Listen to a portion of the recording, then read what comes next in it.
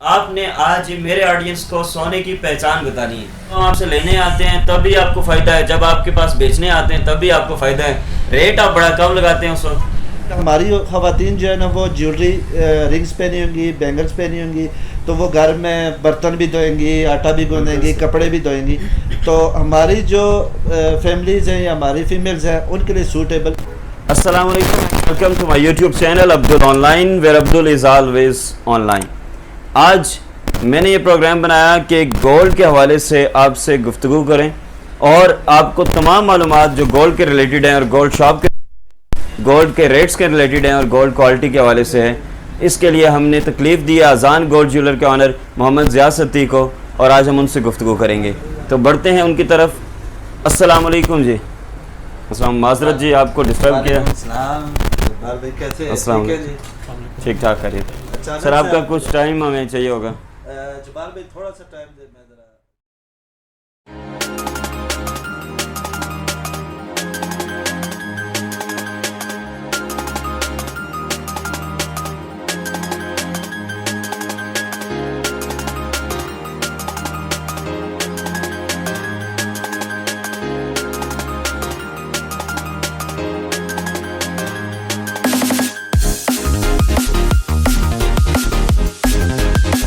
सबसे पहले तो आपका शुक्रिया कि इस टाइम आप बैठे और जवाब देंगे। मैं ये पूछना चाहता हूँ कि आप ज्वेलरी शॉप या गोल्ड के कारोबार में कैसे आए? बहुत बहुत शुक्रिया अब्दुल भाई, आप आए हैं और आज विदाउट इन्फॉर्म किए हुए। आज बड़े भाई अब्बास भाई भी आए हुए थे, तो अनएक्सपेक्टेड आपका विज़िट हुआ है। और दूसरा सवाल, मैं ये आपके सवाल का जवाब दूंगा कि गोल्ड के का मुझे बिल्कुल भी कोई इंटरेस्ट नहीं था। हमारे बहुत ही अच्छे मेरे एक दोस्त थे और वो गोल्ड बिजनेस कर रहे थे, तो उन्होंने ज़बरदस्ती मुझे स्टार्टिंग में मुझे ये ज़रा जॉब बोरिंग लगी, तो मैंने 2-3 दिन उनके साथ गया और फिर मैंने छोड़ दिया था। फिर उनके पुरजोर जो है ना फरमाइश पे फिर दोबारा गया और इंटरेस्ट की और शागिर्दी की और अल्हम्दुलिल्लाह आज इस मुकाम पे। और मैं आज अपने उस्ताद को दुआ देता हूँ कि उन्होंने मुझे इस फील्ड में लाया। रेट भी बता दें ज़रा, गोल्ड का क्या चल रहा है रेट? जी, आज गोल्ड का रेट चल रहा है 1,19,500 रुपया फ़ी तोला। 1,19,000? जी जी। आज जो तारीख है 18 अगस्त 2020 है। जी जी बिल्कुल। अच्छा, आप ये बताएं कि रेट के ज़्यादा होने से आपको कितना फ़ायदा होता है? जी बिल्कुल, आपने सही सवाल किया। अक्सर हम भी सुनते हैं कि लोग कहते हैं कि रेट ज़्यादा होता है तो ज्वेलर को फ़ायदा होता है कि उनका पड़ा जो है ना महंगा हो जाता है। बट हमारा इस हवाले से हम बिल्कुल भी सेटिस्फाई नहीं है। हम कहते हैं कि रेट कम से कम हो। देखिए, कम से कम होगा तो आम लोगों के लिए भी अप्रोच ईजी होगी, वो हमसे बाय सेल करेंगे। अगर हमने रखना ही है तो पड़ा तो फिर हमें शॉप्स ओपन करने की कोई ज़रूरत नहीं है। हम कहते हैं कि इतना रेट हो कि ताकि हर कस्टमर इजीली बाय कर सके। और इतने ज़्यादा रेट में छोटे कस्टमर के लिए, जैसे हमारी रोज़ाना की 20-30 रिंग्स सेल हो जाती थी, इयर रिंग सेल हो जाती थी, बालियाँ वगैरह, अब वो कस्टमर जो है ना वो बहुत कम हो गया है। तो रखने का कोई फ़ायदा नहीं है। मैं तो कहता हूँ कि रेट कम से कम हो, हमारा गोल्ड सर्कुलेट हो और आवाम के लिए भी आसानी हो। मैं तो पर्सनली खुद का कहूँ तो मैं कम रेट पर राज़ी हूँ। मैं कहता हूँ कि कम रेट हो। अच्छा, आपको तो फ़ायदे ही फ़ायदे हैं। जब हम आपसे लेने आते हैं तब भी आपको फ़ायदा है, जब आपके पास बेचने आते हैं तब भी आपको फ़ायदा है। रेट आप बड़ा कम लगाते हैं उस वक्त। जब्बार भाई, आपने बहुत अच्छा सवाल किया। और अक्सर हमारे पास कस्टमर आते हैं तो वो भी यही कहते हैं कि जी आप तो देते वक्त भी कमा रहे हैं, लेते वक्त भी कमाते हैं। हमने 2 लाख का सोना लिया था, आप 1.5 लाख रुपया वापस कर रहे हैं। तो ऐसी कोई भी बात नहीं है। देते वक्त मेरा यहाँ पर बिजनेस होलसेल का है, मैं होलसेल में गोल्ड देता हूँ कस्टमर को। यही वजह है कि मेरे पास customer PWD, Pakistan town, Gulberg और इस्लामाबाद से भी कस्टमर मेरे पास आते हैं। एक तो रेट मैंने होलसेल रखा हुआ है क्योंकि देते वक्त गोल्ड में अपने जहन में ये बात रखता हूँ कि कल इस कस्टमर ने यही चीज़ मुझे सेल भी करनी है। तो जब मैं उसको मुनासिब रेट में देता हूँ तो जब वो मुझे सेल करता है तो कस्टमर मुतमईन होके, और अल्हम्दुलिल्लाह मेरे कस्टमर ज़्यादा बने इसलिए। तो दूसरा जो वापसी वाली बात है कि उसमें हम कमाते हैं, तो उसमें कोई कमाई वगैरह नहीं होती। कस्टमर ये समझता है कि 2 लाख का सोना है तो 1.5 लाख दे रहे हैं तो इसका मतलब 50,000 रुपया ज्वेलर का बच गया, जबकि ऐसा नहीं होता। वो जो 50,000 रुपया कस्टमर पर पड़ा होता है वो होता है कि एक जो गोल्ड होता है उसको फूंक मारने से वो तैयार नहीं होता। उस चीज़ को, उस प्रोडक्ट को तैयार, उस डिज़ाइन को तैयार करने के लिए वो 4-5 हाथों में से गुजरता है। तो वो जो 4-5 कारीगर के लगते हैं तो वो गोल्ड ही तो वो वेस्टेज जो है ना वो कस्टमर पड़ती है। जब आप एक गोल्ड अपनी मर्जी का डिज़ाइन बनवा रहे हैं तो जब वो वापस करेंगे और हमने तोड़ना है तो वो लेबर तो कटेगी, वो हमारी जेब में नहीं जाती। नेक्स्ट क्वेश्चन मेरा ये है कि ये 24 कैरेट, 21 कैरेट, 22 कैरेट, 18 कैरेट ये क्या चीज़ है? और आप ये भी बताइएगा कि पाकिस्तान में कौन सा यूज़ हो रहा है? देखिए जी, प्योर गोल्ड जो है ना वो 24 कैरेट होता है। अच्छा, कुछ हमारे पास कस्टमर आते हैं वो कहते हैं कि जी आप मिलावट तो नहीं करते। देखिए, सोना एक नरम धात है, 24 कैरेट से कभी कोई चीज़ नहीं बन सकती। आपने अक्सर देखा होगा कि लोग बाहर से अबू धाबी, दुबई, सऊदीया से गोल्ड लेकर आते हैं तो वो नरम होता है, वो 22 कैरेट गोल्ड होता है। तो 24 कैरेट की आप मतलब उसमें जो सख्ती है वो आप खुद ही देख सकते हैं कि 24 कैरेट से कोई चीज़ नहीं बन सकती। 22 कैरेट से जो है ना हम जेवर बना सकते हैं। स्टार्ट जेवर का जो है ना वो 22 कैरेट। तो 24 कैरेट को 22 कैरेट में लाने के लिए हमें उसमें मेल करना पड़ता है ताकि उसमें सख्ती हो। और 22 कैरेट जो है ना वो यहाँ पाकिस्तान के जो हमारी फैमिलीज़ हैं उनके लिए 22 कैरेट सूटेबल नहीं है।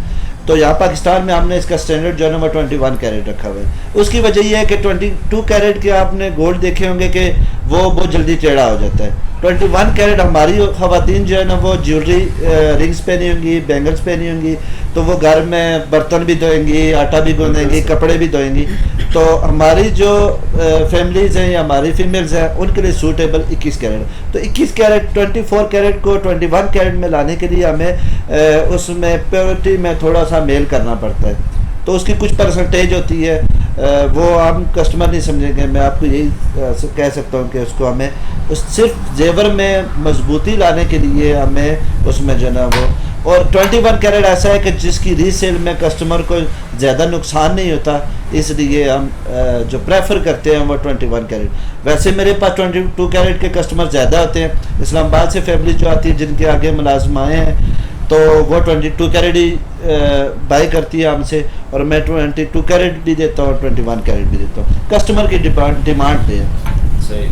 अच्छा, ये बात कही जाती है कि बाहर मुल्क में बड़ा अच्छा सोना है, पाकिस्तान में सोने की क्वालिटी बेहतर नहीं है। लोगों की ये परसेप्शन है, कितने हद तक दुरुस्त है? आपने सच बताना। देखें, गोल्ड एक एटम है।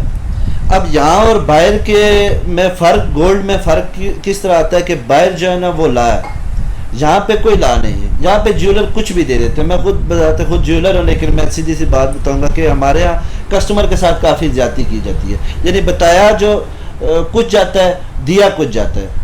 और हमारे यहाँ जो स्टैंडर्ड है ना 21 कैरेट, ये एक्चुअली मैं 21 कैरेट यहाँ पे बहुत कम ही ज्वेलर ऐसे होंगे जो 21 कैरेट देंगे। वैसे उसका कैरेट वो डाउन ही करते हैं। हालांकि 1-2% जो है ना ये 20 कैरेट या 19 कैरेट बचाने से कोई शॉपकीपर बहुत अमीर नहीं हो जाता। लेकिन मैं समझता हूँ कि अगर कस्टमर को 21 कैरेट कहा हुआ है तो उसको देना भी, और कस्टमर उसके पैसे भी दे रहा है, तो ज्वेलर का काम बनता है कि उसको 21 कैरेट गोल्ड दे। अच्छा, नेक्स्ट क्वेश्चन ये है कि आपने अपने इस सेटअप में क्या क्या रखा हुआ है, और क्या आप सामान खुद तैयार करते हैं या कहीं से करवा के देते हैं? देखें जी, स्टार्टिंग में तो इस पूरे सेटअप को तैयार करने के लिए ठीक ठाक इन्वेस्टमेंट की ज़रूरत पड़ती है। तो स्टार्टिंग में तो सिर्फ शोरूम था, तो शोरूम के बाद अल्हम्दुलिल्लाह आज मेरा ख़ुद का कारखाना, बेंगल्स का भी अपना ही कारखाना है। मैंने मुलाजिम रखे हुए हैं, सेट वगैरह और एयरिंग्स वगैरह और रिंग्स, इस सब का सेटअप मेरा खुद का है। मैं कहीं से बनाता नहीं। और वैसे भी मैं इस चीज़ पर भी बिलीव करता हूँ कि हम किसी की चीज़ या किसी से बनवा कर हम कस्टमर को गारंटी नहीं दे सकते। जब चीज़ हमारी खुद की बनी होती है तो हम गोल्ड की गारंटी देते हैं। जब हम बिल देते हैं तो उस रसीद पर लिखा होता है कि 21 कैरेट गारंटीड या 22 कैरेट गारंटीड। तो ये गारंटी तब हम दे सकते हैं जब हम खुद तैयार करें। तो मेरा अल्हम्दुलिल्लाह हर चीज़ का मेरा खुद का सेटअप है और हम खुद तैयार करते हैं। अच्छा, गोल्ड वैरायटी में आपके पास क्या क्या पड़ा हो? हमारे पास अल्हम्दुलिल्लाह, मैं आपको वैरायटी दिखा देता हूँ। मेरे ख्याल में ना ये वीडियो चूँकि आपकी क्वेश्चन पे लंबी हो जाएगी, तो अगर आप हमें अलाउ करें तो हम आपकी पूरी वैरायटी की एक अलग वीडियो बना लें। ठीक है, एज यू विश। मेरे पास अल्हम्दुलिल्लाह नोज़ पिन, नोज़ रिंग से लेकर और बड़े से बड़े आइटम सब कुछ रेडीमेड पड़ा, और मतलब रेडी हमने रखा होता है। ठीक है, पहले ट्रेंड होता था, ज्वेलर्स के पास कोई कस्टमर आते थे तो ज्वेलर जो है ना वो बुक्स ओपन करके उधर से डिज़ाइन दिखाते थे। तो अब ये ट्रेंड नहीं है। अब सम टाइम कस्टमर कुछ ऐसा होता है जिसको उसी टाइम सामान चाहिए होता है। तो मैंने जो है ना सारी आइटम बिल्कुल रेडी रखी हुई हैं। तो अगर कस्टमर ऑर्डर दे के जाते हैं, अपनी मर्ज़ी का डिज़ाइन नेट से कोई हमें दिखाते हैं तो वो भी तैयार करके देते हैं, नहीं तो मेरे पास रेडी हर सामान पड़ा है। और आज बड़े भाई भी है, मैं ये इनका मार्केटिंग में और सेल में एक वसी तजर्बा है। तो अक्सर औक़ात अब्बास भाई आते हैं तो ये मेरे लड़कों को जो है ना जो सेल परचेज की जो है ना वो टिप्स देते हैं। तो मैं अक्सर इनको कहता रहता हूँ कि आप विज़िट किया करें, और बल्कि मैं भी इनसे काफ़ी कुछ जो है ना वो चीज़ें सीखता हूँ। अब्बास सतीब, आप माशाल्लाह सेल परचेज के हवाले से कोई एक यूज़फुल टिप, क्योंकि हमारे ऑडियंस देख रही है, तो क्या आप कहना चाहते हैं? तो देखिए जवाहर भाई, जहाँ तक बिज़नेस के टाइप्स का तल्लुक़ होता है, हर बिज़नेस का अलग अलग तरीक़ाकार होता है, ठीक है। लेकिन उस तरीक़ाकार में जो चीज़ें सबसे अहम और सब जुड़ी होती हैं आपस में, वो है उसमें एक तो बीइंग ऑन टाइम बिज़नेस मांगता है, चाहे कोई भी हो, तो टाइम आपको पूरा देना है, बी पंक्चुअल होके, ठीक है। और बिज़नेस में 2-4 चीज़ें बड़ी काउंट करती हैं। एक तो वेल ड्रेस्ड होना, खुश लिबास जिसको कहते हैं, ठीक है। इसके अलावा आप खुश इखलाक होने चाहिए। आप जब किसी से बात कर रहे हो तो उसके साथ तल्ख लहजे में बात ना करें, शाइस्तगी का दामन हाथ से मत छोड़ें, उसको ऐसे फील हो कि जैसे वो अपनों में बैठा हुआ है, आए बन के आपका कस्टमर, और जब जाए तो आपका दोस्त बन के जाए, उसको भी मज़ा आए कि वो आपको लॉन्ग टाइम बिजनेस दे के जाए। आप मतलब बिजनेस जब किसी बंदे से लें तो उसको ये ना सोचें कि इसी से सब कुछ निकाल लें, बल्कि सोचें कि इसकी जो जितने अब रिलेटिव्स हैं, दोस्त हैं, फैमिलीज़ हैं, वो भी इस बंदे के तफ़ैल आपके पास आएँ और आपके साथ बिज़नेस करें। और आप देखिए, बिज़नेस सिर्फ पैसे का लेन देन नहीं है, बिज़नेस में एक दूसरे के साथ जान पहचान, रिलेशन बन जाते हैं, ताल्लुकात बन जाते हैं, दोस्तियाँ बन जाती हैं। हो सकता है आप में कोई नेगेटिव चीज़ हो, उसमें पॉजिटिव हो, वो आपको ट्रांसफ़र कर सके, या आप उसमें कोई चीज़ ट्रांसफ़र कर सके। तो यही चीज़ है कि बिज़नेस के होते हुए टाइम को अहमियत दें, इखलाक को अहमियत दें, बातचीत को अहमियत दें, और बिज़नेस करते हुए इसको इबादत समझ के अगर बिज़नेस करेंगे, कोई भी बिज़नेस इबादत समझ के करेंगे, तो आप ज़िंदगी में कभी मार नहीं खाएंगे, और कभी भी आपको किसी जगह पे कमी महसूस नहीं होगी कि मुझे कहीं से कोई नुकसान हो गया, कहीं घाटे का सौदा कर दिया। यही मेरी तो यही बात है। आप कैसे एक सवाल है कि आप किसको सबसे अच्छा सेल्समैन समझते हैं? विच मतलब किस आप वैसे जनरली अगर हम बात करें कि कोई भी चीज़ सेल करनी है, तो आपके ख्याल में सबसे बेहतरीन सेल्समैन कौन सा सेल्समैन होता है? बेहतरीन सेल्समैन वही होता है कि जिसको आप मट्टी भी दे दें तो वो मार्केट में जाके उसको सोना बना के बेच दे और वापस आए। यानी कि आप दुनिया को वो चीज़ उसको दें जिसको ज़िंदगी में कोई ना ख़रीदता हो, लेकिन वो बेच के आ जाए। मेरा ख्याल है सेल्समैन सारे ही अच्छे होते हैं, सिर्फ यह है कि उनकी नेचर वाइज थोड़ा सा फ़र्क होता है। कुछ तरक्कियों से निकले होते हैं, कुछ आज़ाद माहौल से निकले होते हैं, कुछ ज़रूरतमंद सेल्समैन होते हैं, कुछ को ज़रूरतें नहीं होती, वो उसी नेचर से जाके आगे डील करते हैं। तो ये चीज़ होती है कि सेल्समैन को एक ही नेचर, एक ही तरीके से जब सेल में जाए, तो चाहे वो उसकी ज़रूरियात पूरी हो रही है नहीं हो रही है, लेकिन उस अपनी ड्यूटी को जितने 3-4 घंटे 8 घंटे ड्यूटी करते हैं उसको 100% दे, बस यही बेहतर है। बहुत शुक्रिया जी। जी, सबसे ज़रूरी सवाल जो मैं पूछना चाहता हूँ आपसे, आपने आज मेरे ऑडियंस को सोने की पहचान बतानी है।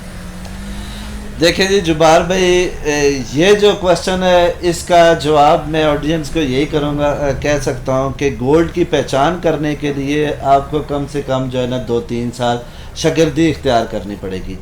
हमारी गोल्ड की पहचान इस तरह होती है कि गोल्ड की पहचान जब आपको आ गई तो आप जो सबसे मेन जो काम है हमारे बिज़नेस में, वो सबसे जो आपको नुकसान भी देता है और फ़ायदा भी देता है, वो गोल्ड की पहचान होती है। क्योंकि हमारे पास जब कस्टमर सेल करने के लिए आता है तो हमने पहचान करनी होती है। अच्छा, मैं ऑडियंस को एक और चीज़ जो है ना वो दिखाना चाहता हूँ जो हमारे देखने वाले हैं। जब आप गोल्ड सेल करने के लिए जाते हैं तो ज्वेलर जो है ना वो ये एक स्टोन होता है जिसके ऊपर ऐसे जो है ना वो करता है, तो अक्सर कुछ कस्टमर जो है ना वो कहते हैं कि जी आप गोल्ड उतार रहे हैं। अच्छा, इस पे जो है ना ये रब करने से गोल्ड के वेट में बिल्कुल भी फ़र्क नहीं आता, और ना ही ये हम चेक कर रहे होते हैं कि ये सोना है या नहीं है।